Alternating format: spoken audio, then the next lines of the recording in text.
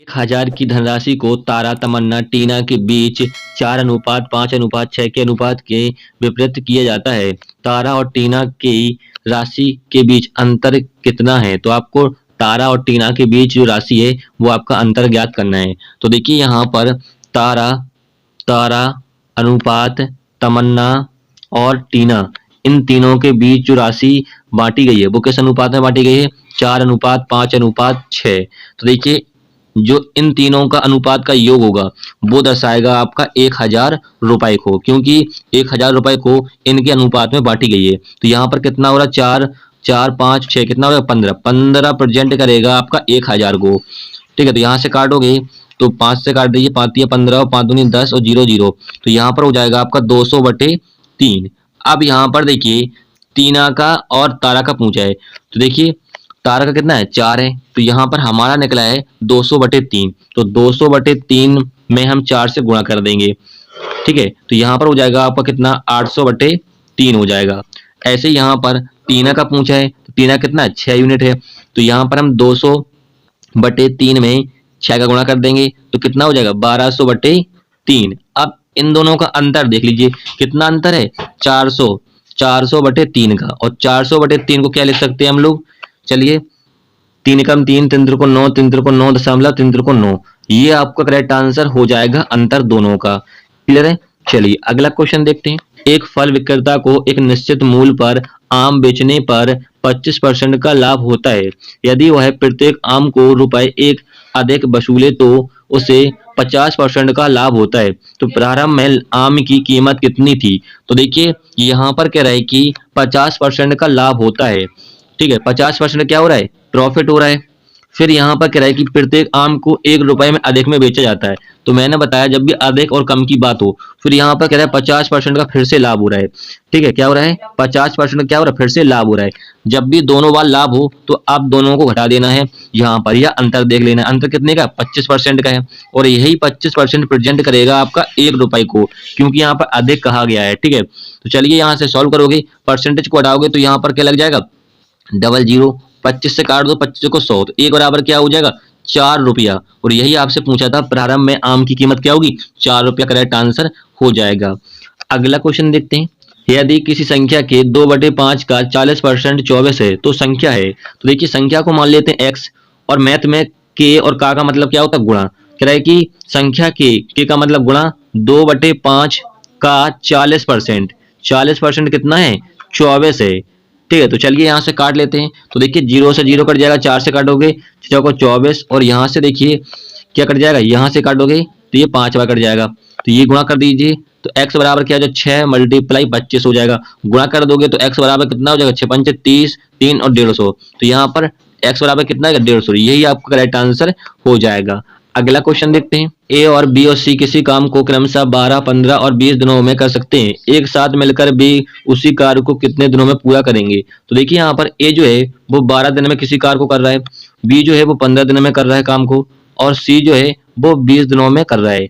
अब यहाँ पर देखिए 12, 15 और 20 का लेंगे लासा, तो आपका निकल के आ जाएगा टोटल वर्क। टोटल वर्क का मतलब है काम कितना है। तो देखिए 12, 15 और 20 का लासा लोगे तो कितना आएगा? 60 आपका लासा आएगा। लेके देख लीजिएगा। अब यहाँ पर देखिए इफिशियंसी हम निकालेंगे। इफिशियंसी का मतलब होता है क्षमता, किस क्षमता से काम कर रहे हैं। और क्षमता कैसे निकालते हैं? देखिए ए जो है वो 12 दिन में काम कर रहे हैं, काम कितना है? 60 यूनिट है। तो 12 पंचे 60, तो यहाँ पर ए का एफिशिएंसी निकल के आ गया। ऐसे ही हम निकालेंगे बी की। बी जो है 15 दिन में काम कर रहे हैं, काम कितना है? 60 यूनिट है। तो 15 चको 60 भाग दे दीजिए। तो जैसे यहाँ पर सी जो है वो 20 दिनों में काम कर रहा है, काम कितना है? 60 है, 20 दिया 60। फिर यहाँ पर क्वेश्चन में क्या कह रहे हैं? एक साथ मिलकर बी उसी कार्य को कितने दिनों में काम करते हैं। तो देखिए ए प्लस बी प्लस सी तीनों एक साथ काम कर रहे हैं, तो तीनों का यहाँ पर देखिए इफिशियंसी कितना है? टोटल यूनिट 12 जोड़ दीजिएगा, कितना? 12। काम कितना है? काम यहाँ पर 60 यूनिट है, तो 60 बटे काम यूनिट कितना है? यहाँ पर 12 इफिशियंसी है, तो 12 से हम क्या कर देंगे? भाग दे देंगे। 12 पंचे 60, तो यहाँ पर 5 दिनों में करेंगे तीनों मिलकर। यही आपका करेक्ट आंसर हो जाएगा। अगला क्वेश्चन देखते हैं। क्वेश्चन है 343 centimetre multiply 49 centimetre multiply 7 centimetre की किसी ठोस धात्विक घनाव को पिघलाया जाता है और 7 सेंटीमीटर भुजा वाले घन निर्मित किए जाते हैं। तो सभी निर्मित घनों के कुल पृष्ठ क्षेत्रफल सेंटीमीटर स्क्वायर में का योग ज्ञात करना है आपको। ठीक है, तो देखिए यहाँ पर जब भी क्वेश्चन में कहे आपसे कि किसी ठोस धातु के घनाभ को पिघलाया जाता है। देखिए जब किसी धातु को पिघलाया जाता है तो क्या बन जाता है, द्रव बन जाता है। और द्रव को किस में रखते हैं हम, आयतन में रखते हैं।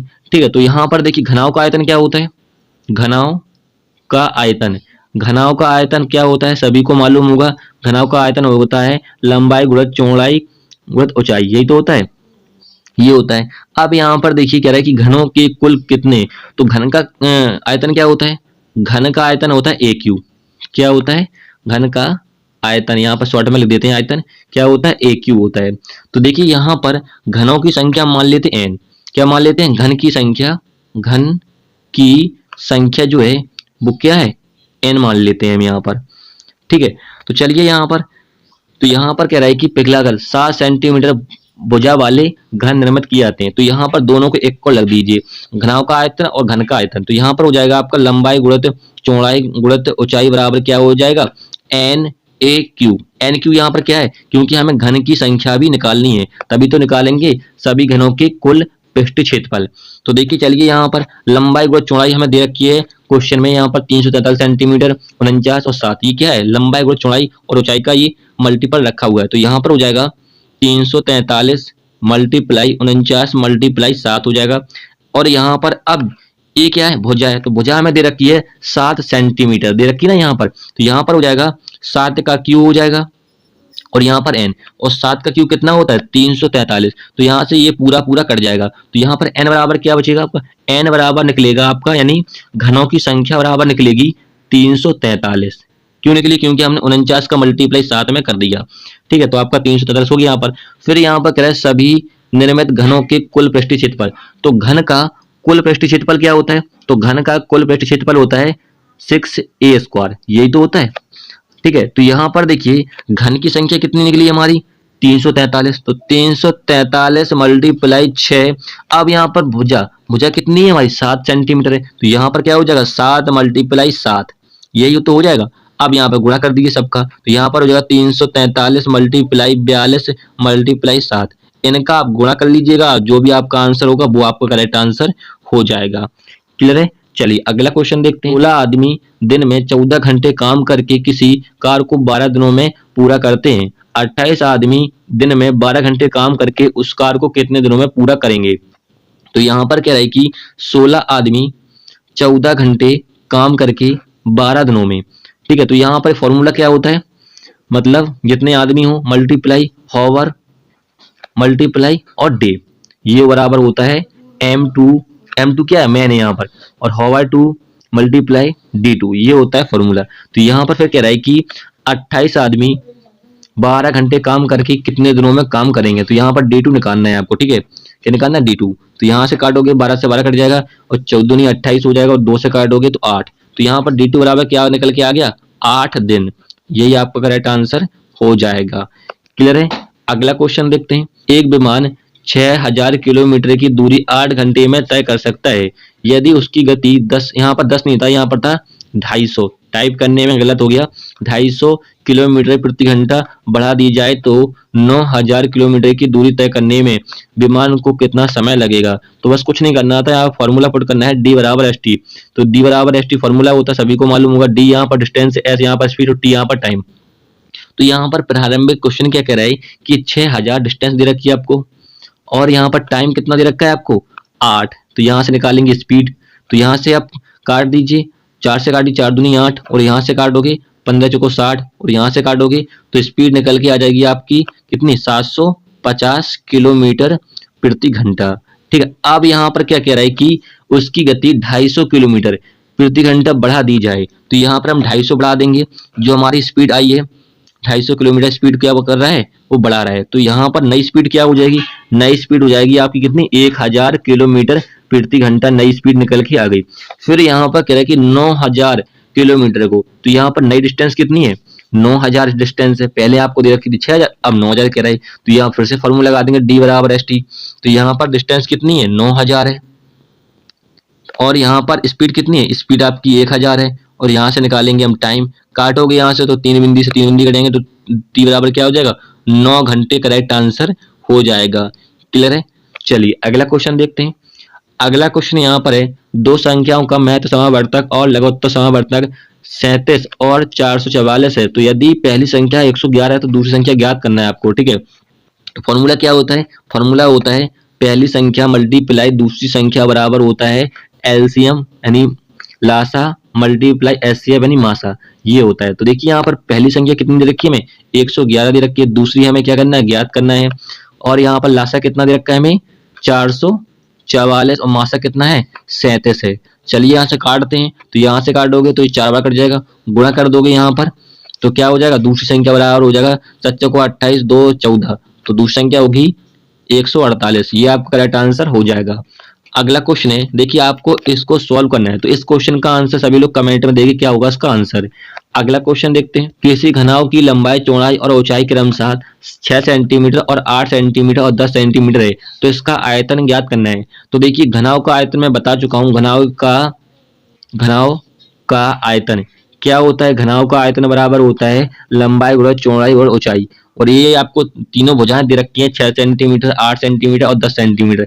तो चलिए बस यहाँ पर पुट करना था इनको और मल्टीप्लाई कर देंगे तो कितना हो जाएगा? 48 480। यही आपका करेक्ट आंसर हो जाएगा घन सेंटीमीटर क्यूब।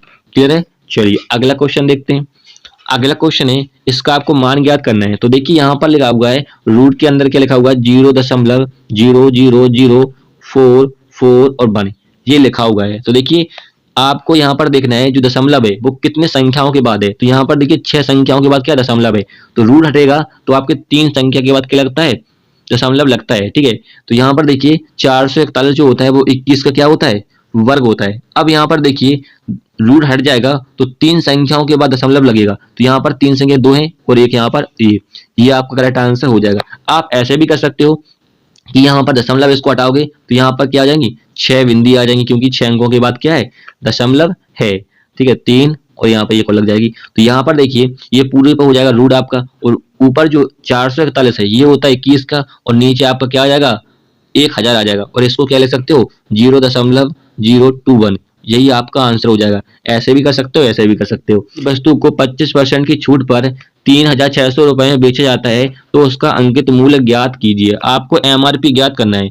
तो देखिए क्वेश्चन में कह रहा है कि 25% की छूट, तो हमने माना एमआरपी क्या है? 100 है। 25% की छूट होगी तो यहाँ पर 100 से घट जाएंगे 25, क्या बचेगा? 75।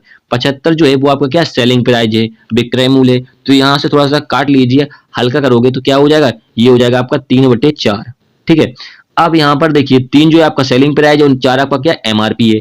अब यहाँ पर क्वेश्चन में आपको सेलिंग प्राइस दे रखा है, किराया 3600 रुपए में बेचा जाता है। ये क्या है? आपका विक्रय मूल्य। तो यहाँ पर 3 प्रेजेंट करेगा 3600 को, तो यहाँ से काटोगे तो भारतीय 36 कितना आ गया? 1200। आप यहाँ पर 4 का गुणा कर दोगे तो आपका एमआरपी अंकित मूल्य निकल के आ जाएगा, वर्षों को 48। तो 4800 क्या हो जाएगा? आपका एमआरपी हो जाएगा।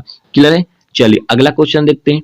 एक बल्लेबाज 17वीं पारी में 87 रन बनाता है और इस प्रकार उसका औसत 3 रन बढ़ जाता है, तो 17वीं पारी के बाद उसका औसत क्या होगा?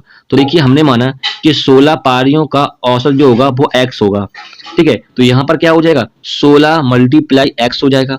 फिर यहाँ पर क्या? 87 रन बनाता है तो प्लस 87 रन को जोड़ दीजिएगा, तो यहाँ पर हो जाएगा आपका। फिर कह रहा है कि इस प्रकार उसका औसत 3 रन बढ़ जाता है, तो औसत हमने कितना माना? यहाँ पर x माना। तो यहाँ पर 3 रन क्या बढ़ जाता है? औसत। तो यहाँ पर हो जाएगा x + 3, क्योंकि औसत में क्या हो रहा है? 3 रन बढ़ रहा है, तो ये औसत हमने x माना था, तो x + 3 हो जाएगा। फिर कह रहा है 17वीं पारी के बाद औसत क्या होगा? तो यहाँ पे 17 से मल्टीप्लाई कर दीजिएगा। चलिए इसको सॉल्व करोगे तो क्या हो जाएगा? 16x प्लस के 87, और यहाँ पर क्या हो जाएगा? गुणा कर दीजिएगा अंदर, तो 17x प्लस 17 51, और यहाँ पर आप माइनस करोगे तो x बराबर क्या हो जाएगा? 36। तो x का मान निकल के आ गया कितना? 36। अभी आपका आंसर नहीं आया क्योंकि यहाँ पर कह रहा है कि 3 रन औसत बढ़ जाता है, ठीक है। तो 17वीं पारी के बाद उसका औसत क्या होगा? तो यहाँ पर 3 x का मान लिखना है, यहाँ पर 3 और जोड़ देंगे 36 में, क्योंकि तभी तो निकलेगा 17 पारी के बाद उसका औसत। तो कितना हो जाएगा? 39। यही आपका करेक्ट आंसर हो जाएगा। अगला क्वेश्चन देखते हैं। 800 रुपए की धनराशि साधारण ब्याज की एक निश्चित दर पर 3 वर्षों में 956 रुपए हो जाती है। यदि ब्याज की दर 4% बढ़ा दी जाए तो उसकी राशि 3 वर्षों में कितनी हो जाएगी? तो देखिए इस क्वेश्चन का शॉर्ट ट्रिक बताता हूँ आपको, एक लाइन में लगा दोगे। देखिए यहाँ पर कह रहा है 4% बढ़ा दी जाती है, कितने? 3 वर्षों में, ठीक है। तो आप क्या कीजिए, यहाँ पर जो रेट परसेंट बढ़ रहा है 4%, और यहाँ पर टाइम कितना क्या 3 वर्षों में कितनी हो जाएगी, तो मल्टीप्लाई कर दीजिएगा, इसका कितना हो जाएगा 12% हो जाएगा। अब यहाँ पर क्वेश्चन में जो पहले मूलधन दे रखा है, प्रिंसिपल दे रखा है, उसका निकाल दीजिए 8%। तो यहाँ पर प्रिंसिपल कितना है 800 है, तो 800 का आप 12% निकाल दोगे, ठीक है, तो कितना निकलेगा यहाँ पर 96 निकलेगा। अब जो 96 निकला है इसको ही क्या कीजिए, जो अमाउंट दे रखा है यहाँ पर कितना मिश्रधन 956 रुपए हो जाता है, तो इसमें ही जोड़ दीजिए 956 में कितना 96 जोड़ दीजिए, यही हो जाएगा आपका आंसर 12, 10, 15 और यहाँ पर 10, तो 1052 क्या हो जाएगा आपका राशि हो जाएगा, सॉरी मिश्रधन हो जाएगा, अमाउंट हो जाएगा, ठीक है, क्योंकि यही ज्ञात करना कितनी हो जाएगी, यही आपका राइट आंसर हो जाएगा। अगला क्वेश्चन देखते हैं। एक विक्रेता ने किसी वस्तु का लागत मूल्य 30% बढ़ा दिया और अंकित मूल्य रुपए 286 तय कर दिया, परंतु बिक्री के समय उसने खरीदार को 10% की छूट दी, तो लाभ का प्रतिशत कितना होगा, आपको प्रॉफिट परसेंट ज्ञात करना है। तो देखिए यहाँ पर क्वेश्चन में कह रहा है कि लागत मूल्य 30% बढ़ा दिया, तो हमने माना लागत मूल्य यानी क्रय मूल्य कितना है सीपी 100 मान लिया। फिर यहाँ पर क्या 30% बढ़ा दिया और अंकित मूल्य 286 रुपए तय कर दिया। देखिए क्या कर दिया 30% बढ़ा दिया और अंकित मूल्य कितना कर दिया 286, यानी जो आपका 100 से 130 हो रहा है वो आपका क्या है एमआरपी, क्योंकि यहाँ पर अंकित मूल्य कितना कर रहा है 30% बढ़ा दिया जाता है और 286 रुपए तय कर देता है अंकित मूल्य, तो यहाँ पर एमआरपी कितना हो जाएगा 130 हो जाएगा, क्योंकि यहाँ पर क्या 30% बढ़ा दिया जाता है। फिर कह रहा है कि परंतु बिक्री के समय उसने 10% की छूट दी खरीदार पर, तो यहाँ पर हम 130 पर 10% की छूट देंगे, चलिए 90 हो जाएगा बट्टे 100, तो यहाँ पर काटोगे तो 0 से 0 कट जाओगे और गुणा कर दोगे 9 का 13 में, तो कितना हो जाएगा 117, और 117 जो है वो आपका क्या होगा सेलिंग प्राइस होगा, क्योंकि यहाँ पर कह रहा है खरीदार को 10% की छूट दी जाती है, तो यहाँ पर क्या हो जाएगा 117 हो जाता है, ठीक है। फिर कह रहे हैं लाभ प्रतिशत कितना होगा, तो यहाँ पर लाभ प्रतिशत कैसे निकालते हैं, हम किस पे निकालते हैं हमेशा कॉस्ट प्राइस और किस पे निकालते हैं सेलिंग प्राइस पे, तो इन दोनों का अंतर देखिए कितना है 17%, यही आपका करेक्ट आंसर हो जाएगा। क्लियर है, चलिए अगला क्वेश्चन देखते हैं। क्वेश्चन है 1.21 और 0.09 का मध्य अनुपात ज्ञात करना है, तो फॉर्मूला क्या होता है जब मध्य अनुपात का निकालना होता है, मध्य अनुपात बराबर होता है अंडर रूट क्या होता है a इंटू बी, ये होता है इसका मध्य अनुपात का फॉर्मूला। तो यहाँ पर देखिए a बराबर आप मान लीजिए कितना 1.21 और b बराबर मान लीजिए आपको 0.09, तो यहाँ पर चलिए पुट कर लेते हैं, तो अंडर रूट के अंदर क्या हो जाएगा 1.121 मल्टीप्लाई 0.09, तो यहाँ पर क्या हो जाएगा ये हो जाएगा 11 और यहाँ पर नीचे होगा 10 और यहाँ पर मल्टीप्लाई में क्या हो जाएगा 3 मल्टीप्लाई 10, तो यहाँ पर क्या हो जाएगा 11 33 और 2 अंकों के बाद दशमलव लगेगा तो 0, ये आपका करेक्ट आंसर हो जाएगा 0.33 करेक्ट आंसर होगा। अगला क्वेश्चन देखते हैं। एक छात्र अपने घर से 2.1/2 किलोमीटर प्रति घंटा गति से चलकर अपने स्कूल 6 मिनट की देरी से पहुंचता है। अगले दिन वह उसी समय घर से चलता है और अपनी गति 1 किलोमीटर प्रति घंटा बढ़ाने पर 6 मिनट पहले पहुंच जाता है, तो स्कूल और उसके घर के बीच की दूरी आपको ज्ञात करना है। तो देखिए यहाँ पर एक फॉर्मूला होता है, क्या होता है डिस्टेंस बराबर स्पीड 1, स्पीड 1 का मतलब है जब वह स्कूल से घर से स्कूल जा रहा है, और स्पीड 2 का मतलब होता है यहाँ पर स्कूल से घर जा रहा है, ठीक है। अब इन दोनों की स्पीड का अंतर देख लीजिए, क्या देख लीजिए अंतर, और यहाँ पर टाइम जो यहाँ पर कह रहा है कि 6 मिनट देरी से और 6 मिनट पहले, तो यहाँ पर टोटल टाइम होता है ये, ठीक है। चलिए यहाँ पर तो स्पीड 1 कितनी कह रहा है घर से स्कूल जा रहा है, तो 2/1/2, इसको क्या लिख सकते हो 2/1/2 को लिख सकते हो 5/2, ठीक है। तो यहाँ पर पहली स्पीड कितनी होगी d बराबर हो जाएगा 5/2। अब यहाँ पर कह रहे हैं कि अपनी गति जब वह स्कूल से घर जाता है, ठीक है, तब उसकी कितनी गति बढ़ जाती है 1 किलोमीटर प्रति घंटा बढ़ा देता है, ठीक है। तो यहाँ पर 1 किलोमीटर प्रति घंटा बढ़ रही है, तो यहाँ पर 5/2 में हम जोड़ देंगे 1 को, क्योंकि 1 किलोमीटर प्रति घंटा बढ़ रही है, तो यहाँ पर एलसीएम लोगे 2, तो क्या हो जाएगा 7/2। तो यहाँ पर देखिए घर से स्कूल जाने में जो स्पीड है वो कितनी है 5/2 और स्कूल से घर जाने की स्पीड कितनी है 7/2, तो यहाँ पर दोनों स्पीड निकल के आ गई, तो यहाँ पर चलिए ये हो जाएगा आपका 7/2 और नीचे आपको दोनों का अंतर देखना है, इन दोनों का अंतर देखो क्या हो जाएगा 2/2 काट दोगे 1, तो आपका 1 ही आएगा। अब यहाँ पर टोटल टाइम कितना है कह रहा है 6 मिनट देरी से पहुंचता है और 6 मिनट पहले से, तो देखिए जब भी कहे आपसे कि 6 मिनट देरी से पहुंचता है और 6 मिनट पहले पहुंचता है, ठीक है, तो इन दोनों को जोड़ दीजिएगा तो कितना हो जाएगा 12। अब जो 12 है ये किसमें है मिनट में है, लेकिन हमें स्पीड जो दे रखी है वो किसमें किलोमीटर प्रति घंटा में दे रखी है, तो इसको चेंज करेंगे 12 मिनट को घंटे में, और घंटे में चेंज करने के लिए क्या करते हैं हम 60 से भाग देते हैं। ठीक है, क्यों देते हैं? क्योंकि 1 घंटा में कितने होते हैं? 7 मिनट होते हैं। चलिए, तो यहाँ से काटोगे तो ये कट जाएगा 4 तिया 12 और यहाँ से काटोगे 20, तो ये कितना हो जाएगा? डी बराबर क्या हो जाएगा आपका? 35/20। अब 5 से काटिए तो 5 से 35/4, तो यहाँ पर 7/4 क्या हो जाएगी? डिस्टेंस हो गई किलोमीटर में, यही आपका करेक्ट आंसर हो जाएगा 7/4। इसको लिख सकते हो आप क्या? 4 एकम 4, एक सही 3/4, ये भी लिख सकते हो, किलोमीटर करेक्ट आंसर हो जाएगा। ठीक है, ये भी लिख सकते हो और 7/4 भी लिख सकते हो। क्लियर है? अगला क्वेश्चन देखते हैं। एक कॉलेज में हुए चुनाव में एक उम्मीदवार को 62% मत प्राप्त हुए एवं उसे 144 मतों के अंतर से चुना गया। डाले गए मतों की कुल संख्या ज्ञात करना है आपको। तो देखिए यहाँ पर कह रहे हैं कि एक उम्मीदवार को कितना मिला? 62% मिला। ठीक है, देखिए कोई चीज अपने में 100% होती है। ठीक है, जब एक उम्मीदवार को 62% मत प्राप्त हुआ तो दूसरे को कितना होगा? 38%, क्योंकि कोई चीज अपने में कैसी होती है? 100% होती है। एक उम्मीदवार को जो कि 62% मत मिला है तो दूसरे को कितना मिलेगा? 38%। फिर यहाँ पर कह रहा है कि 144 मतों के अंतर से चुना गया, तो जो उनका मतों का अंतर है वो कितना है? 144। तो इनका परसेंट का अंतर भी देख लीजिए कितना हो जाएगा यहाँ पर? 4 24, तो 24% प्रेजेंट करेगा किसको? 144 को। ठीक है, अब यहाँ से देखिए परसेंटेज घटाओगे तो यहाँ पर डबल जीरो लग जाएगा। ठीक है, आप काटेगी यहाँ पर, इसको लिख सकते हो 12 मल्टीप्लाई 2 लिख सकते हैं, लिख सकते हैं किसको? 24 को। काटने के लिए बोल रहा हूँ मैं। तो यहाँ से देखिए 12 से काटोगे 12 बार कट जाएगा और यहाँ से काटोगे 6 बार, तो मतों की जो संख्या दी कितनी थी? 600। यही आपका करेक्ट आंसर हो जाएगा। मतों की संख्या कितनी थी? 600। अगला क्वेश्चन देखते हैं। दो व्यक्तियों की आयु का अनुपात 5:9 है और उनमें से एक की आयु दूसरी की आयु से 40% अधिक, उनकी आयु का योग कितने वर्ष होगा? देखिए यहाँ पर कह रहा है कि 40% अधिक। अधिक और कम की बात कहे तो आप दोनों के अनुपात का अंतर देख लीजिए। तो यहाँ पर हमने माना दो व्यक्ति हैं, ए और बी मान लिया हमने। इनका जो अनुपात है वो 5 और 9 है, तो यहाँ पर 9x मान लेते हैं और यहाँ पर 5x। तो देखिए जब भी आपसे कहे अधिक और कम की बात हो तो यहाँ पर इन दोनों का अंतर देखिए, कितने का अंतर है? 4x का अंतर है। यही प्रेजेंट करेगा कितना? 40 वर्ष को। काट दोगे तो x बराबर कितना हो जाएगा? 10। अब x का मान जो है वो यहाँ पर पुट कर दीजिए, तो यहाँ पर दोनों पुट करोगे तो a और b का जो आयु निकलेगा, इनका निकलेगा 90 और इसका निकलेगा 50। अब इनकी आयु का योग पूछा है तो जोड़ना है। योग का मतलब कितना होता है? जोड़ना होता है। 140 आपका करेक्ट आंसर हो जाएगा। क्लियर है? अगला क्वेश्चन देखते हैं। 2,43,000 को किस लघुत्तम संख्या से विभाजित किया जाए कि भागफल एक पूर्ण घन बन जाए? तो देखिए इस क्वेश्चन का मैं आपको शॉर्ट ट्रिक बताता हूँ। तो यहाँ पर कह रहा है 243 और यहाँ पर 000, तो इसको लिख सकते हो आप क्या? 243 मल्टीपल में 1000 लिख सकते हैं, लिख सकते? हाँ लिख सकते हो। तो देखिए यहाँ पर 1000 जो है वो 10 का क्या होता है? क्यूब होता है। तो ये तो आपके पूर्ण घन के रूप में है, तो इसको 10 लिख दीजिए। अब यहाँ पर देखिए 243 जो है वो किसके मल्टीपल में होगा आपका? 3 मल्टीप्लाई 3 मल्टीप्लाई 3 मल्टीप्लाई 3 मल्टीप्लाई, एक बार और होगा, हाँ एक बार होगा, 3 मल्टीप्लाई।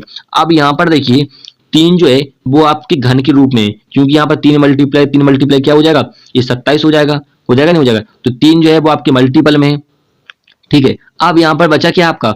3 और 3, 3 त्रिकोण 9। जो यहाँ पर घन नहीं बन रहा है ये क्या है? 3 त्रिकोण 9, तो 9 ही आपका करेक्ट आंसर हो जाएगा, क्योंकि ये क्या नहीं बन रहा? ये आपका पूर्ण घन नहीं बन रहा है। ठीक है, यही आपका करेक्ट आंसर हो जाएगा 9। इससे हमें कोई मतलब नहीं होता, क्योंकि ये क्या बन रहे हैं? पूर्ण वर्ग बन रहे हैं। 3 बन रहे हैं और 10 बन रहे हैं, और यहाँ पर 9 नहीं बन रहा, तो 9 आपका करेक्ट आंसर हो जाएगा। अगला क्वेश्चन देखते हैं। ए तथा बी की औसत आय 200 रुपए है और सी और डी की औसत आय 250 रुपए है। ए और बी और सी और डी की औसत आय कितनी है? तो देखिए क्वेश्चन में कह रहा है कि ए प्लस बी, यहाँ पर दो लोग हैं, औसत दे रखा है तो 200 डिवाइड करते हैं, और यहाँ पर औसत आय कितनी है? 200 है। 2 का यहाँ पर गुणा कर दोगे तो क्या हो जाएगा? ए प्लस बी बराबर क्या हो जाएगा? 400। अब ये औसत में नहीं है 400, पहले औसत में था, अब औसत में नहीं है। फिर यहाँ पर कह रहा है सी और डी की औसत आय कितनी है? 250 है। तो यहाँ पर सी और डी की जो औसत आई है, दो लोग हैं तो 200 डिवाइड करेंगे यहाँ पर और 250। अब यहाँ पर गुणा कर दोगे तो सी प्लस डी बराबर कितना हो जाएगा? 500। अब यहाँ पर देखिए सी और प्लस डी बराबर कितना है? 500 है। 500 जो अब औसत में नहीं है, पहले औसत में था, अब औसत में नहीं है। तो यहाँ पर पूछा है आपसे सी और डी की औसत आई, तो इन दोनों को जोड़ दीजिए, कितना हो जाएगा? 900 हो जाएगा। 4 लोग का पूछा है, क्योंकि 4 लोग हैं ए बी और सी डी, तो 4 से डिवाइड करेंगे तो 4 दूनी 8 और यहाँ पे 4 दूनी 8, 5 को 20, तो 225 क्या होगी, चारों की औसत आय होगी। यही आपका करेक्ट आंसर हो जाएगा। अगला क्वेश्चन देखते हैं। कोई राशि 15% प्रति वर्ष साधारण ब्याज की दर पर 1725 हो जाती है और 20% प्रति वर्ष साधारण ब्याज की दर पर उतने ही समय में 1800 रुपए हो जाती है, तो राशि ज्ञात कीजिए। तो आपको क्या करना है, प्रिंसिपल ज्ञात करना है। इस क्वेश्चन का आपको शॉर्ट ट्रिक बताता हूँ। तो देखिए यहाँ पर क्या है कि 25% और 20%, ठीक है, 25% प्रति वर्ष साधारण ब्याज की दर से कितनी हो जाती है, 725 हो जाती है। 15% साधारण ब्याज की दर से कितनी हो जाती है, 1725 हो जाती है। और यहाँ पर क्या रहे कि 20% साधारण ब्याज की दर पर कितनी हो जाती है, 1800 हो जाती है। तो इन दोनों के रेट परसेंट का अंतर देखिए कितना है, 5% का है। और यहाँ पर इन दोनों के जो अमाउंट दे रखे हैं, मिश्रधन दे रखे हैं, इनका अंतर देखिए कितना है, 75 है। तो यहाँ पर 5% प्रेजेंट करेगा, 75 को काटोगे तो यहाँ से परसेंट हटाओगे तो यहाँ पर डबल जीरो लग जाएगा, और यहाँ से काटोगे 15×75, तो 1500 क्या हो जाएगा आपका मूलधन राशि हो जाएगी। यही आपका करेक्ट आंसर हो जाएगा। चलिए फ्रेंड्स, हमने यहाँ पर